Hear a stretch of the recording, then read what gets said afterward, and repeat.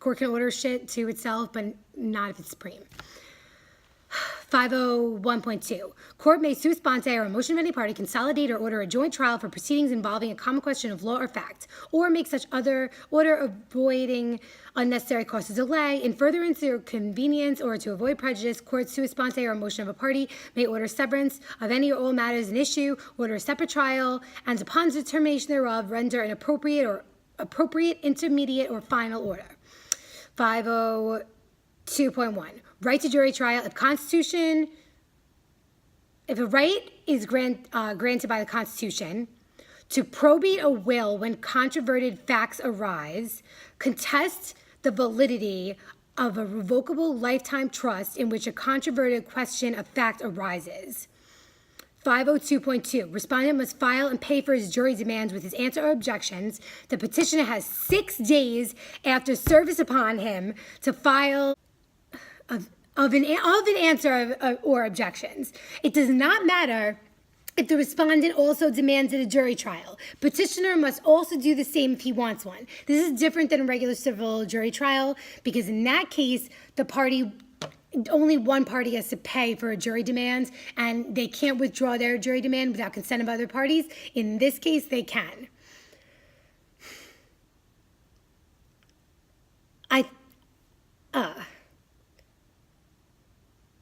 If a party moves for a transfer, he must demand a jury in his moving papers. The other party must demand a jury in the new court within 10 days of service of notice of entry of the transfer order upon him. This only applies if he hasn't waived his right to demand a jury trial or the time to demand one has not expired. This is a trip. The jury fee shall be paid by each party who demands a jury. This is totally different than CPLR. 502.4. After issue is joined, any party shall submit an order framing issues on notice to another party. Court may direct any party to submit an order framing issues. The court shall make an appropriate order, a copy of which shall be served by the party submitting it on all parties who have appeared and pleaded. 502.5. Waiver or withdrawal of jury trial. Party waives his jury trial if he properly fails to demand one, fails to appear at a trial, files a signed waiver with the clerk, or his attorney files a waiver with the clerk, orally waiving one in court at any time if recorded in the minutes. Party may withdraw his jury demand without consent of other parties, different than civil, but it makes sense with the other rules. 502.6. If court submits an issue of fact to an advisory jury, court may sua sponte or a motion of a party confirm or reject all or part of its verdict, make new findings, or order a new trial. The motion shall be made within 15 days after the verdict. Where no issues remain to be tried, court shall file its decision in writing. 502.7. Court may direct that a trial be held before it or a trial term of the Supreme Court or county court within the county. If the verdict is not set aside by the trial judge, it shall be certified to the surrogate's court by the proper county clerk and shall be conclusive except on appeal. 503. If evidence is insufficient to create an issue of fact, court may direct that judgment be entered as a matter of law and withdraw the issue from the jury. Parties may consent to withdraw an issue from the jury. Clerk of trial court shall certify the order, verdict, or decision to the surrogate's court, whereupon the surrogate's court shall enter a final decree accordingly. 504. Jury shall be selected from any panel in attendance at any trial term of the Supreme or County Court of the county. 505. Court shall decide all issues not required to be tried by jury. A decision directing an order or decree need not contain the facts found or conclusions of law and may be entered orally on the record or in writing.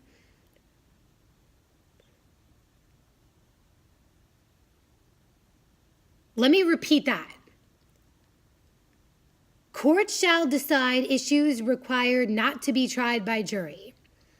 A decision directing an order decree need not contain the facts found or conclusions of law and may be entered orally on the record or in writing. Now, if that actually says what I think it says, it means that whoever does the trial can announce, okay, wife number one, you're getting everything. Wife number two, you're not getting anything. I have to don't have to explain it or whatever. That's what I think it actually says.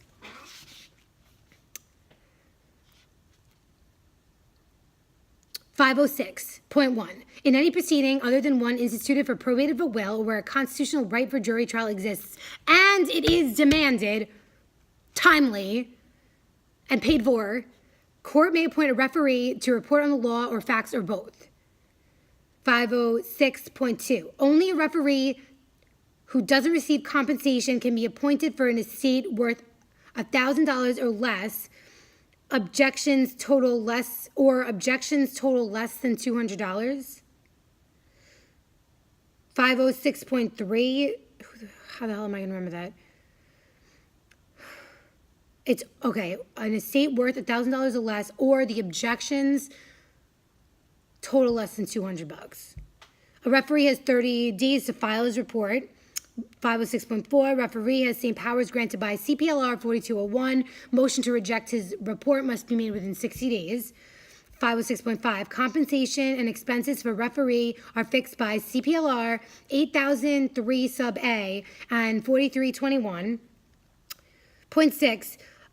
Upon consent, the court may designate any assistant or clerk admitted to the bar or a court attorney to do this referee report thing, and he will hear the case just like the referee. And the motion to reject his report must be made within 10 days or it will be confirmed.